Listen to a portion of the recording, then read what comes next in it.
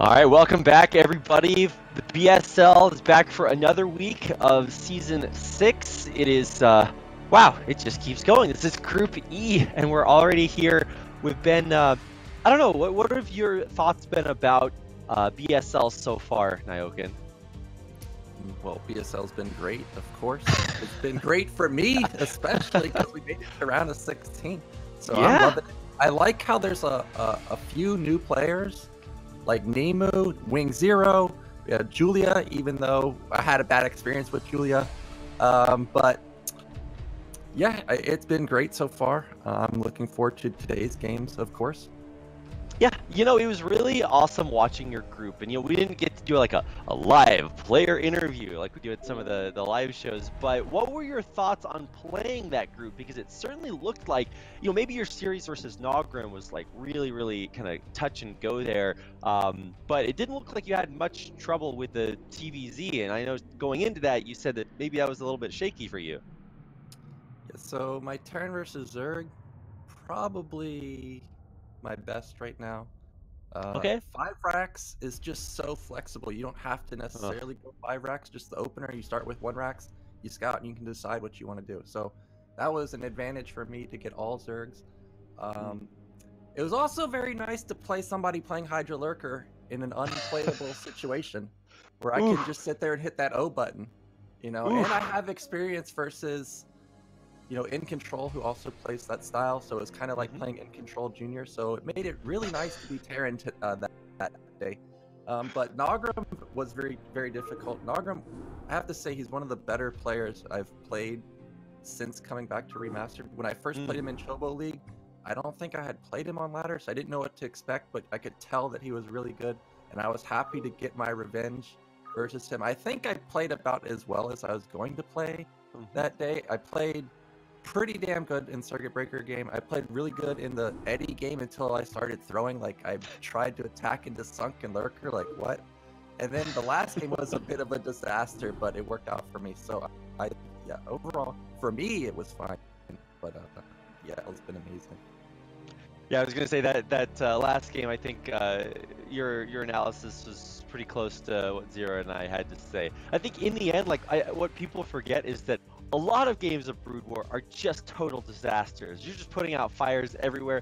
You're trying something, but like nothing's really working out super right. You just have to like make the best of whatever you have, and I felt like you did a great job with that. So congratulations for advancing on to the round of 16. We haven't done the group draw yet, but excited to see how far you can go, and of course Nogrim, super talented, had some really epic games there at the end as well. So yeah, today we've got a totally different group. Last group it was 1 Terran and 3 Zergs, and oh wait, no, it's not totally different at all. It's 1 Terran and 3 Zergs. So a lot to look forward here to today. Yeah, I was looking at the group and I was like, wow, this looks familiar. But then I realized KenZy's in the group. And KenZy does play Zerg, but I think I remember reading that he's a Protoss versus Zerg. But I've seen him play Jaeyoon, Terran versus Zerg, Zerg versus Zerg. So potentially he may pull out something other than Protoss, but I find that highly improbable. But yeah, it's looking like a repeat of last week almost.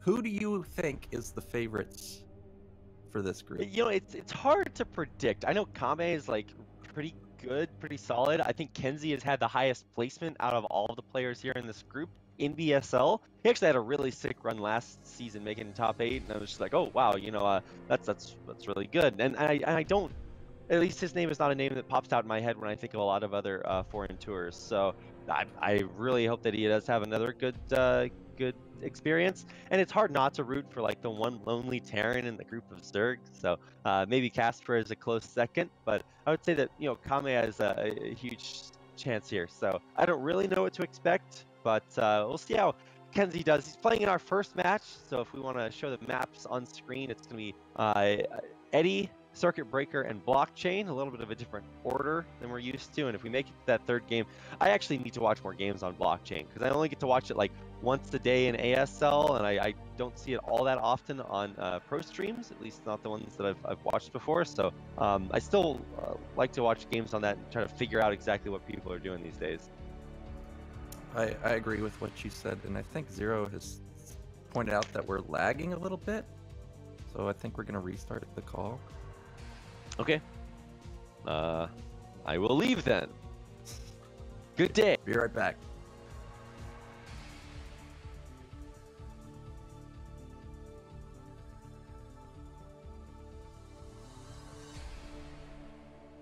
Hello? Hello. For some reason, I am now a black circle. So let's see what I can do about that. Ah. Wait a second. Okay, well, this is not working, but... Well, at least the call's not lagging anymore. Yeah. Let me restart my my Discord and I'll be...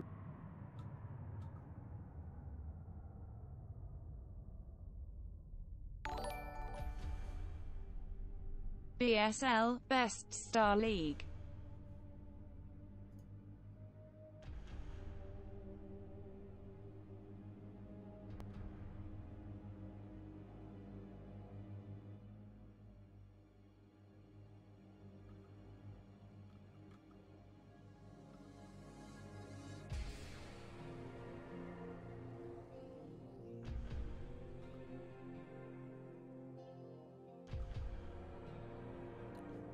Okay, I am back. I think it will actually work. I just need to make sure that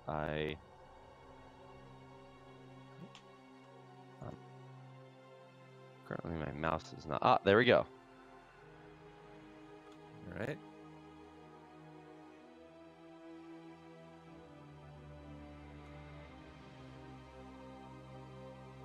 It's not lagging on my end, so I think I should be good.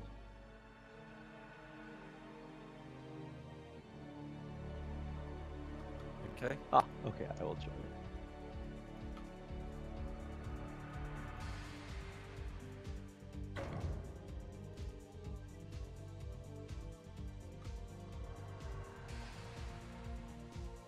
Loading.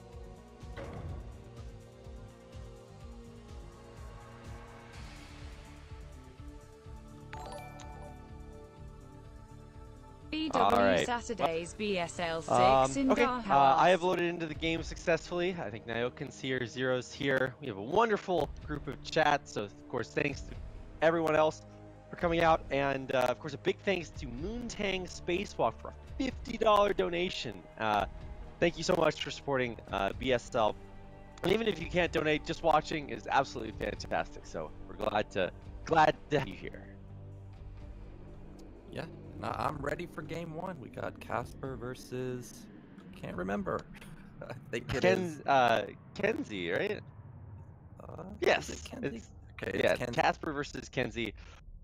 Game one on, and I'm ready to go. So let's get into game number one of our first series in BL Season 6 Group E.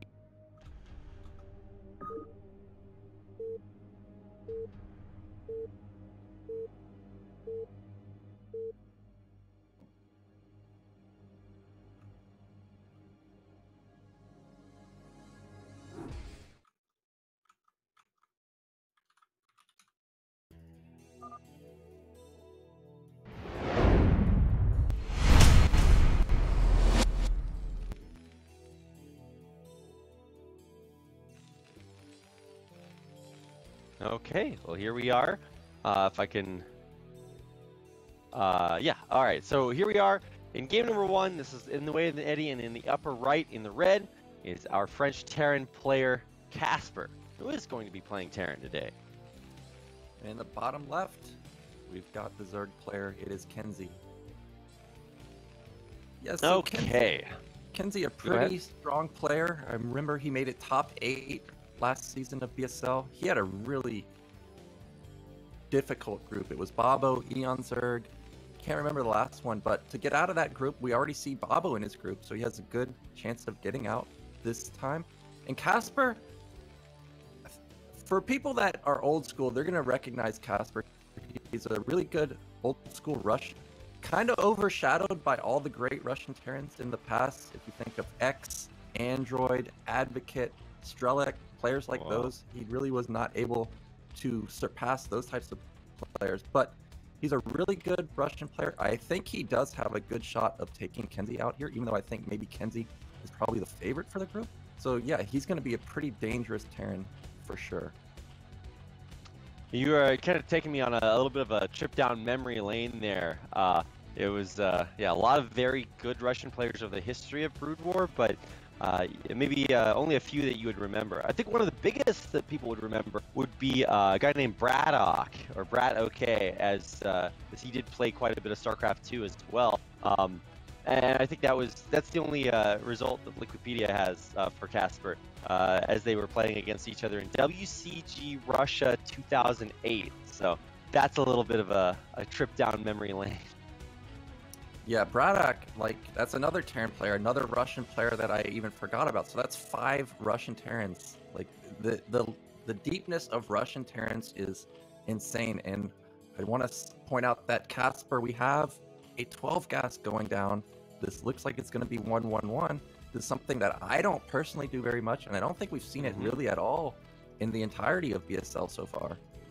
No, you're right. 1-1-1 really fell out of favor a lot after the ASL finals, where Effort just kind of really showcased a masterclass on how to play against it. And then you had to immediately, oh, not immediately, but after that, the KSL finals, where Sulky was able to take down Sharp, who was kind of really leaned on that strategy a lot. And so there were a lot of situations where I felt like, you know, when Flash was doing it, it was kind of a different thing, and anybody imitating that really wasn't able to kind of hone it down to what it was kind of supposed to be. But I think also just Zerg players are getting so good these days. So I don't know. You're right. We haven't actually seen that strategy at all, and especially here on a low ground main. I'm always a little bit worried about taking more time to get up to your expo, because if you get any sort of contained or rushed or anything, it can just be so painful to break out. Yeah, like you said, Effort showcased exactly how to defeat 1-1-1, and I think that's why we saw it go out of favor. In the current ASL, we see a different variation of 1-1-1. They're going into factory Goliath play, not going for that Wraith style, and it's been pretty deadly. I think about 50 or 60% win rate for Terran, so that's pretty good. But this is a 12 gas. This is not 10-10-10 like we've been seeing in the current ASL.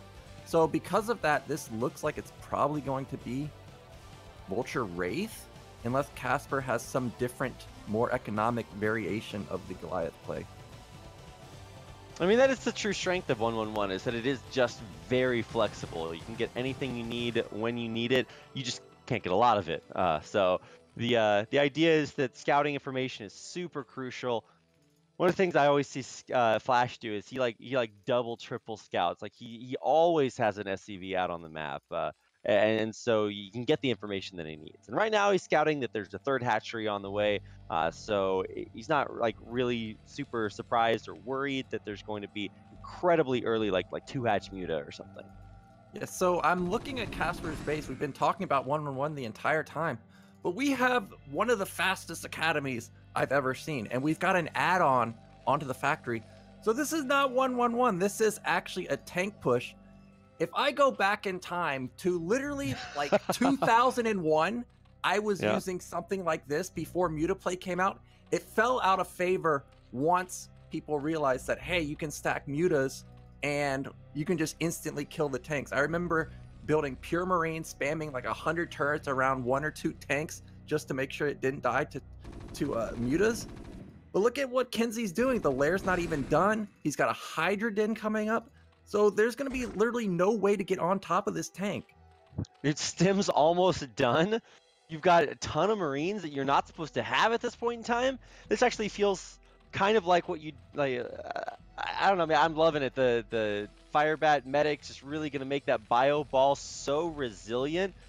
Well, how many Sunkens are there? There's 1 Sunken. I mean, he's morphing a couple more. It looks like these 2 will be just barely done in time. But you got a tank pushing with this. This is going to be so awesome to watch, and the bunker's going down. Okay, never mind. The SCV did get sniped, but I don't even think that's really that big of a deal because he's got a Firebat here. Sure, his Marine count is very low, but the Firebat's going to be so effective and KenZy actually canceled his Hydrogen, and he just started the Spire. So this tank, I think the Spire takes like 100 seconds to finish. I guarantee you that this tank will bust through all these Sunkens within 100 seconds. But look at Casper, he's building another Rax. He's really committed here. So even if he doesn't bust through right now, he's gonna have a secondary or a third follow-up be very deadly. Yeah, he actually canceled his scanner in order to be able to afford constant bio production here.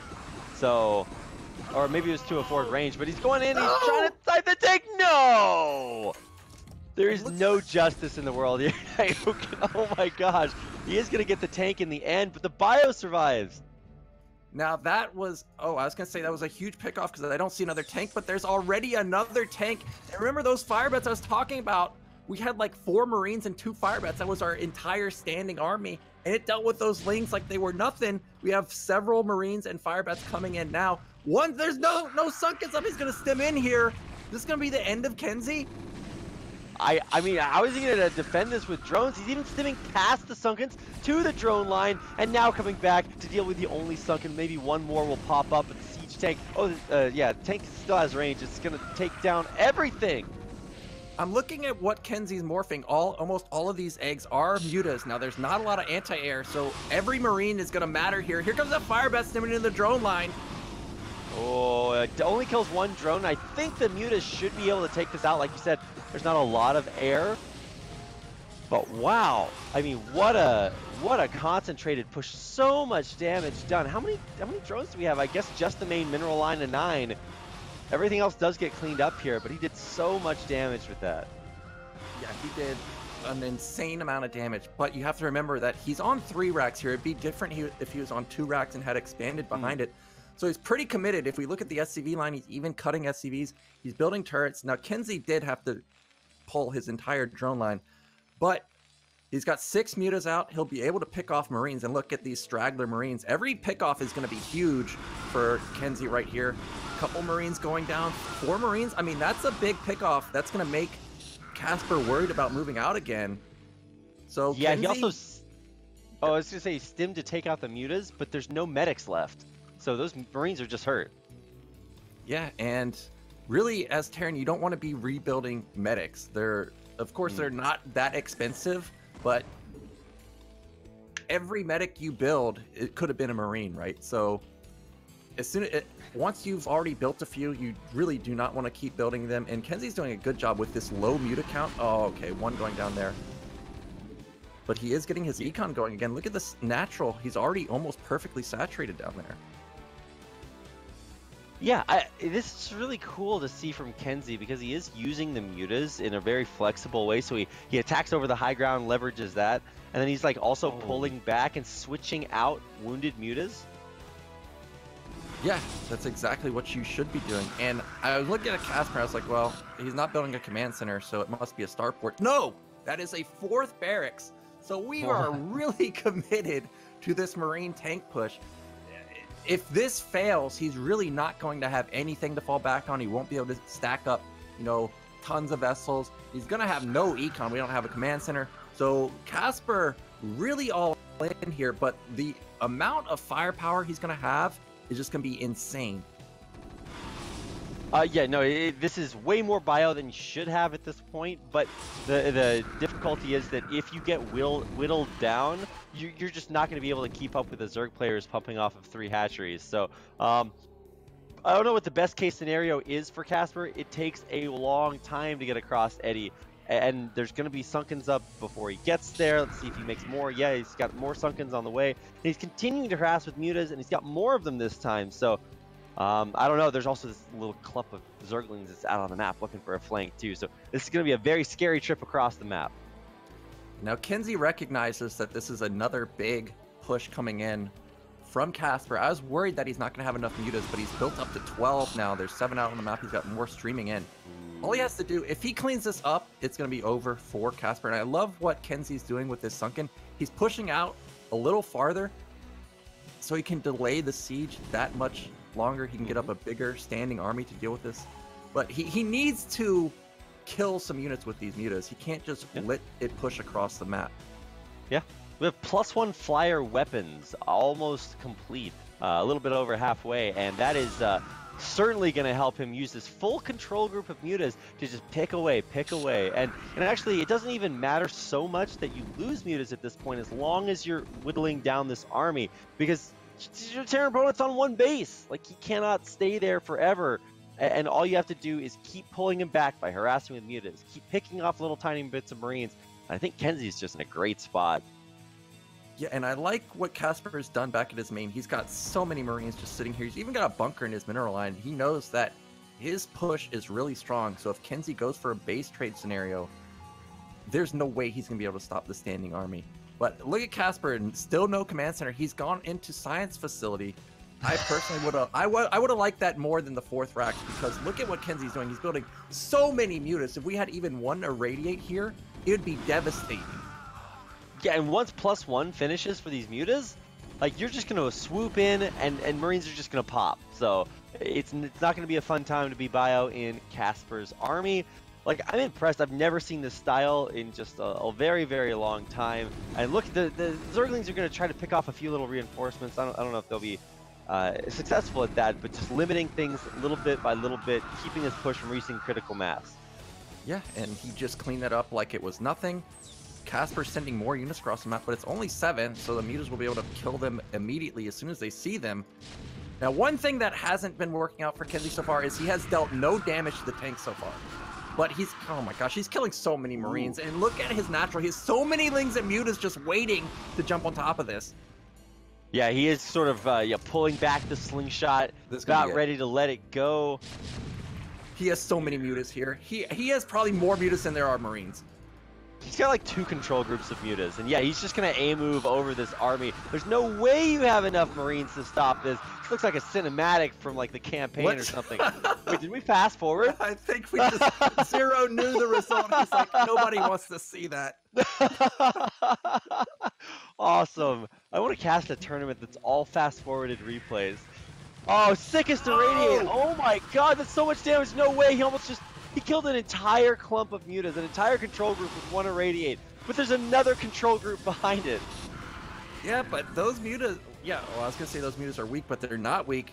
But still, I mean, if we can, oh my gosh, that tank's getting poked down. So, yeah, Casper, we don't have any potential to push again, even lifted his factory. So, really, he's got to expand at this point. But I'm looking at his minerals. Yeah, he's got to expand, but I feel like if he expands, he can't win. So, tough spot for Casper. I mean, KenZy doesn't even need to attack at this point. He can like harass a little bit with mutas, but anything that just dents Casper a little bit is just going to make his life impossible. He's repairing the science vessel, which keeps him from really ever getting enough resources to get that command center up. Now, I don't know about this amount of harassment. He's actually losing quite a few mutas here, but his economy is so much better behind it that he has another control group of mutas already produced back at home. Yeah, he's just got so much. He even did a full drone cycle. He's got 9 just sitting here. As soon as he puts them on the mineral line, he's going to have so much econ. Meanwhile, Casper, we're about to mine out. Literally, we have 30 minerals on a few of the patches. Wow. I wouldn't be surprised if we see the boys be pulled here, like StarCraft 2 style, and just go for it, because we don't have enough money to build a command center. It's just, we just don't have it. So this is going to be the last attack for Casper.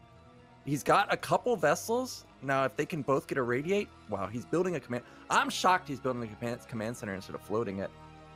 But yeah, at this point, when you expand, it's going to be almost like you're still on 1 base, because your main's going to be so mined out. Yeah, I mean, he may try and float this to bottom right, and then all of a sudden he'll be on 2 base. But regardless, this is going to hurt his push a little bit. But he does have 3 vessels, and when you're facing pure Ling Muta, if you can get off a couple of radiates before the real fight happens, or just make it chaotic where KenZy's trying to split his mutas while he's also getting shot down by the Marines, all of a sudden all the mutas could go pop pretty quickly. I mean, one benefit of having this many mutas is you can't put them all in one control group, so they're spread out, so the irradiates won't do quite as much damage. I don't know if that's like a benefit, because it's harder to micro them, but I mean, it is going to be a very strong push here. I mean, Casper, he's doing the best that he can, but look at what he has to push through. There's Sunkens, there's Scourge, there's Zerglings, Mutas, just, oh, it's just like running through a labyrinth of just total pain. Yeah, now KenZy is not going to engage the army just yet. He's going to go for a counter. And look at the command center. This is probably even going to force a cancel. No. This is going to be a lost cause for Casper. But this is going to at least trigger the attack from Casper. And really, there's only Sunkens here. There's no Lurkers, the Lings. All of the army you know from KenZy is across the map. So here goes Casper. There's not a lot of Sunkens. He can potentially do it. And the D-Matrix on the Marine was actually the one focused by the Sunkens. And so he's tanking so much with that Marine, none of these Sunkens are dealing any damage. If he can target down the Scourge to save the Science Vessels, this is so sick! Now, obviously, the army's coming back, though. Yeah, oh, I don't know about these D-Matrixes. Sure, D-Matrix is great, but Irradiate is so good versus Mutas. But here comes KenZy. I think I'm looking at the Lurker timing. If these Mutas can sync up with the Lurkers and get any splash damage, oh, I think he's going to be able... No, the Mutas are just before the Lurkers. Yeah, also he scourged the high-energy Science Vessel, so there's no Irradiate energy, actually. A nice D-Matrix does help that Marine survive a little bit longer, but it's not enough in the end. Yeah, not enough. Unfortunately for Casper, we needed those 2 or 3 fire bats in the beginning. There were so many Lings there, they could have dealt crippling damage to the Ling count. But unfortunately, Casper, he's out of money. He built something even at his natural and canceled it. So that's more lost money for him. And really, he just doesn't have the army at this point. KenZy even hiding a base that Casper will 100% never find. Yeah, and there's a greater Spire on the way, too, for Guardians. Yeah, and we have no vessels anymore, so there's going to be literally no counter to these Mutas at this point, and KenZy's going to take game 1. Wow. I mean, to be fair, I am always impressed by how strong these like all-in Terran pushes can be. It's just so scary, but I think at this point, yeah, he's just way too far behind. He does still have a lot of bio. I mean, bio's pretty cheap. You can keep producing that, but I think at this point, yeah, he is just totally mined out and has no more minerals. He's distance mining from the natural. Yeah, if he had gotten that command center up, like for example, let's say the counterattack somehow didn't kill it, and then he was able to also take bottom right while that attack went through, and had this standing army where all of a sudden he's also on 2 bases, then maybe he would have the chance to come back. But look at these Guardians. We've got 8 Guardians. Oh my, we have 1 vessel. So that's it. Long distance mining. Yeah. I mean, you don't even have to attack with the Guardians at this point. You can just like stay back and kill everything little bit by little bit. He's got like 12 Scourge just to kill this Science Vessel. You know, sometimes I feel a lot like this Science Vessel. There's only so much I can do, and there's just a whole lot of Scourge out there coming for me. So, we'll see. I don't think this is going to go too well for Casper. I mean, he's not giving up. Oh, look at that Guardian. He's like, I got a Radiate. Let me just stand on top of your army. Oh, there he goes. Wraith coming out, but yeah, 2 gas. Okay. I guess Casper is asking if KenZy's all in. It's pretty funny to ask if you're all in when Casper did like the biggest all in I've seen in a long time. Yeah, I don't know. That was okay. I mean, I guess maybe you want to figure it out. You can just go watch the replay afterwards, but I guess you got to figure out, well, should I get out of the game? I feel like if you're KenZy, I respect sticking around because, you know, maybe you're in a better spot than you thought you were. And yes, he was able to build 1 Wraith, so eventually these Guardians are going to die. But, I mean, there's Queens! We got Queen! Hell yeah! Oh, this is going to be... Oh, I forgot that Casper's got +1 armor, so those Marines took a few hits. GG finally comes out. There it is. KenZy taking game number 1.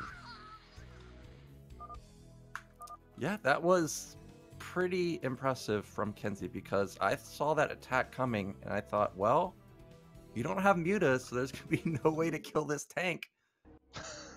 But apparently I also thought you can just get Lings on it.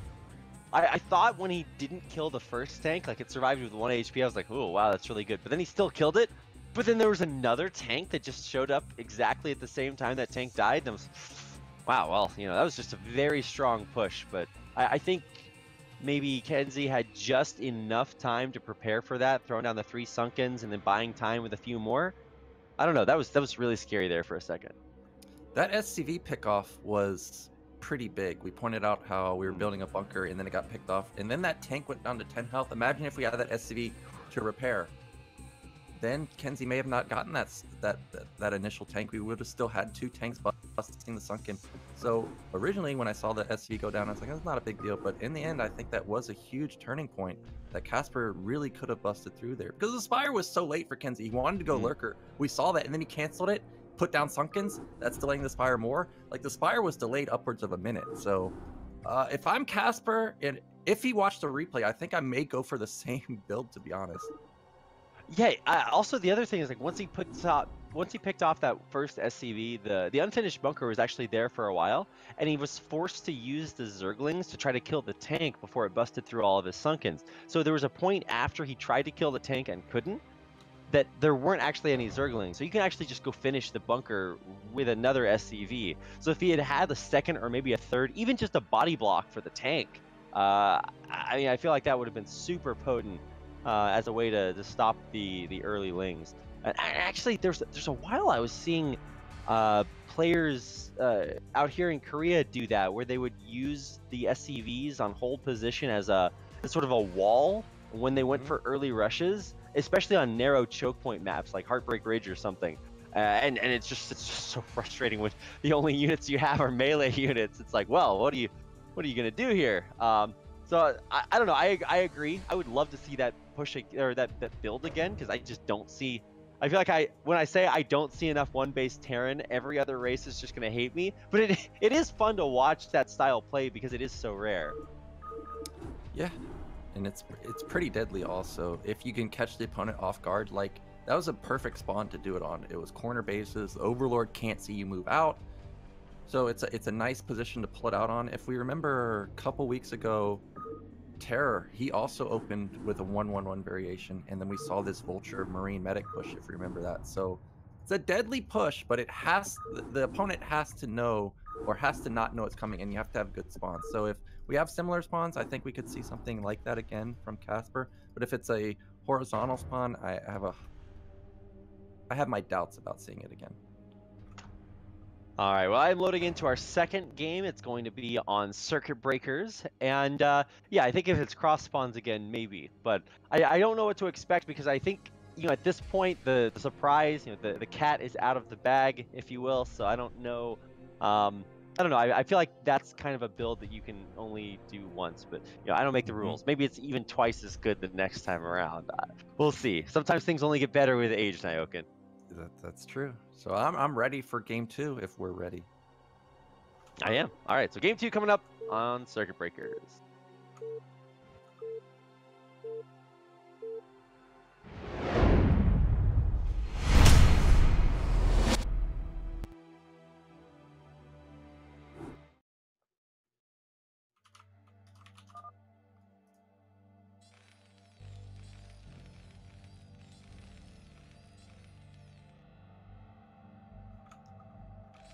All right, here we are on Circuit Breakers in the bottom left-hand corner. Playing Terran is our Russian player Casper. And in the top left, we got the French Zerg player. It is KenZy. I like what you said about a build being a one-time build, because back at when Remastered initially came out, that invite tournament in California that Blizzard did, where I played versus Draco, I pulled out a Marine Medic build. And I was talking to G5, and he's talking about how that's a one-time build. Marine Medic can't work. And then the next day, I pulled it out on G5, and it won. So it could be the same thought process where KenZy thinks that, okay, well, he won't do it again. And then Casper pulls it out again. Now, Casper, he's got an 8 racks going down. So there's going to be more pressure play coming out from him. I can't believe you did that to Eric. Such a... That's a friendship ender right there. Or at least it used to be back in the day when you'd go to your, you know, the one LAN that you get like that 6-month period, and you're like really excited, and then somebody like, you know, 8 racks is you in like the first round, and maybe you're eliminated, you go to losers, and you're just like, wow, that was just, there's nothing good about this experience. I have only pain in my life at this point, but yeah, I'll tell you a friendship ending experience I had with okay. Mr. Artosis. Uh-oh. Oh my gosh. So in WCG 2006, 2006 Open or 2005. So before this happened, you know, we're friends on iCup. I see him playing with like Hydra and Skew and stuff. And I asked to Ob, and he's like, no, you can't Ob because I'm preparing a build order. I'm like, okay, fine. So we go to the tournament. It's Blue Storm. Back then, Terran versus Terran, you always did a proxy barracks because Marines weren't really used. You would just float it into the other Terran space to see what they're doing. So I proxied my racks almost like completely across the map. He went for a 6 racks, not 8 racks, Whoa. a 6 racks. So keep in mind, also my racks is proxied. He had like 3 Marines before I even had 1 Marine. I was like, really? So I can't Ob because he pulled this out, and then I also found out he had a build order notebook. I'm like, good thing you wrote that down in your build order notebook because I would have forgot how to do that build. I was so mad. Wow, that is the dirtiest. Also, like, you know, you're playing a media Terran, right? So, you know, there's only a certain amount of aggressive builds that they have in their build order notebooks. Most of them are just like, you know, normally like the builds start out, but what are we watching here? Am I seeing this correctly? Yes, indeed. We're having an epic drone versus SCV battle, glitching everywhere. The Marines, the drones are dealing damage to them. Uh-oh, they're on the run. Oh, can they make it to the bunker in time? 1 Marine, no, it gets focused down. Can't make it in time, and the drones are intercepting the next one. That was incredible drone control from KenZy, but there's still 1 Marine here, but I don't think it matters at this point. This is also a huge SCV pull in combination for Casper, so as long as he can just deny it. Well, now we've lost a few drones and there's 5 SCVs left, but really the threat is now is you have 1 Marine versus tons of Lings coming out. And Casper, he did a decent amount of damage, but I don't think it's enough to pull. We had like 8 SCVs pulled during this attack, so that's a huge economic loss for him. I mean, the SCVs do get back home, and there's only 8 drones, or I guess 9 drones now. But, I mean, only having a few Marines is going to mean that there's probably not a follow-up for Casper. Although, man, this guy just really loves 1 basin, so I don't know what to expect after this. But you're right, now KenZy kind of retakes the map a little bit and has security to build a bunch of drones behind this. And now Casper is doing basically what you should do after this point. He's going into 2 racks.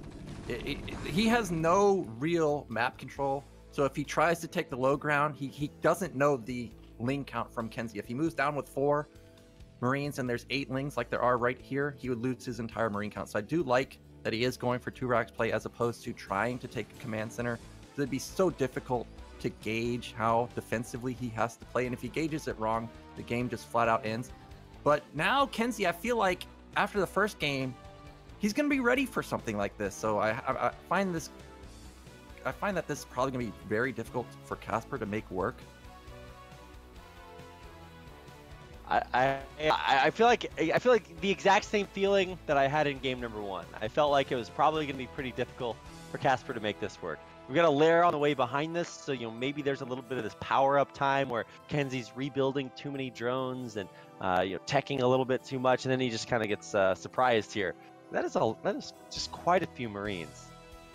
Yeah, I like KenZy's choice here. He's going for 2 hatch play. He sees no command center. He's not going to put down extra minerals into a 3rd hatch. That's not really going to get used.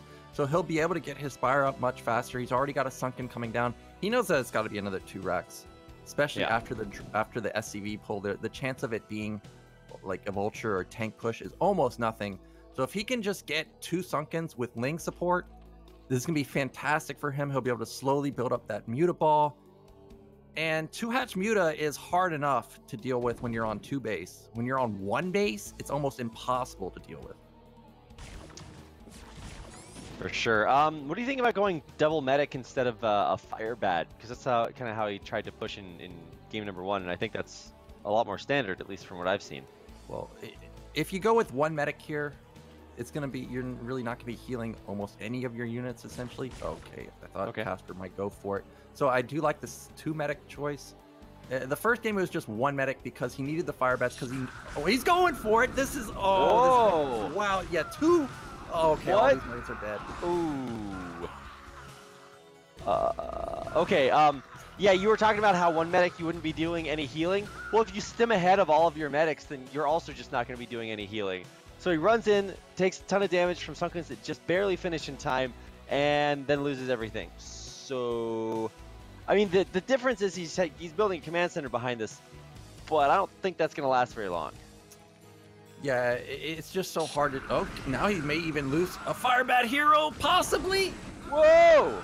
Yeah, he's going to lose everything here. Yeah, every Marine's so important because we see the Spires at 500 health. So now we have no Marines out, even the last Marine going down. KenZy just no mercy right here, finds any type of opening and goes for it. Oh, I think this is kind of a disaster, Nyoken. Yeah, whenever this happens to me, I just want to leave, but it's a tournament, so I understand why Casper is here, but this is such a terrible position for him. He's even got the Mutas morphing right now. He's gonna have 6 Mutas. That's enough to one-shot Marines. Another Marine going down. We have a bunker in the mineral line of the natural. We don't even have turrets. He even stopped building his command center because he knows the threat of the Mutas coming very quickly.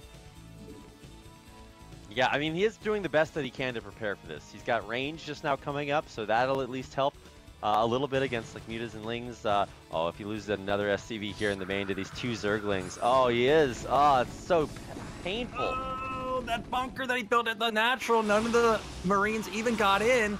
So we've got 1 Marine versus 6 Mutas. I think he's going to kill the turret before... Oh, no. Turret just barely finishes, so maybe he can mass repair that or those. I mean, he did get the turrets up just barely in time, and this is not a lot of units for taking down turrets. So maybe stabilize here. If he get a Marine in the bunker. Yeah, he got 1 in there, but there's nothing to repair the point. Look at the splash of the Mutas, even killing the SCV on the turret. So this is going to be KenZy taking the first series. Unfortunate for Casper. That's rough. I mean, to be honest, I am kind of glad that he tried this very, I think, refreshing Terran style, where we usually see a lot more like 2-base Terrans before they really feel like they can, go push. I don't know. It's an interesting way to play, but it didn't work out. I felt like KenZy really kind of had his number at every single point in those games. Although I will say, yeah, that first push in Game 1 definitely looked a lot scarier if things had just gone slightly different. Yeah, I liked Game 1 quite a bit. Second game, I didn't mind it. It's just we pulled so many SCVs that when no Marines get into the bunker, it's just almost game ending at that point. If we even got 1 Marine in there, that's different because then we're forcing out tons of Lings. We're gonna even full drone pulls. So everything just went wrong for Casper. From not getting in the bunker, not getting in the bunker at the natural, losing all his Marines to counterattack. I mean, I feel his pain, like, versus Nogrum. I had a good defense on Sylphid, and then Mutas kill everything. So, just happens sometimes. Yeah, just happens sometimes. It just be like that sometimes. I think it's the way the kids are saying it these days. But that's going to do it for our first series. I think that we are going to take a quick break and then get into our second series of the day. And then after that, the winners, losers, and final match of BSL6 Group E. So don't go anywhere. We'll be right back.